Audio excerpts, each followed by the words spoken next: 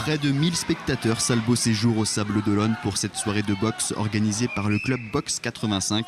Après les combats comptant pour les quarts de finale des régionaux amateurs, tout le monde attendait de voir à l'œuvre Teddy Poirot opposé au Girondin Nicolas Boyer.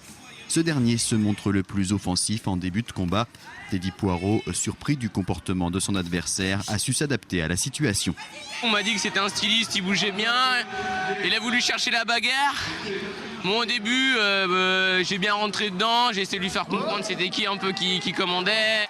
À la deuxième reprise, Teddy Poirot fait preuve de beaucoup de maîtrise. Durant ce deuxième round, il se blesse à la main droite, ce qui l'empêche de s'exprimer complètement.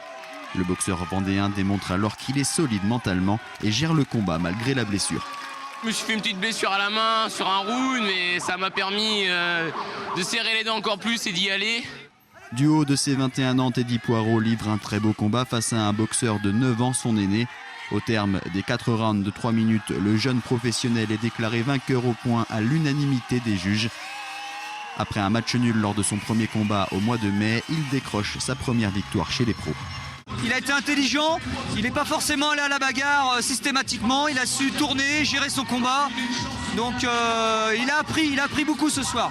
Une carrière qui m'enheureux, qui s'annonce bien.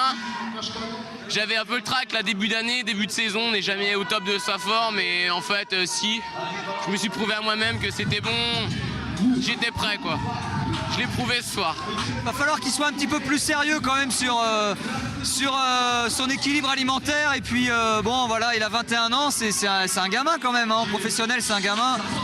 Mais bon, je lui fais confiance, je pense que ça lui a servi de leçon.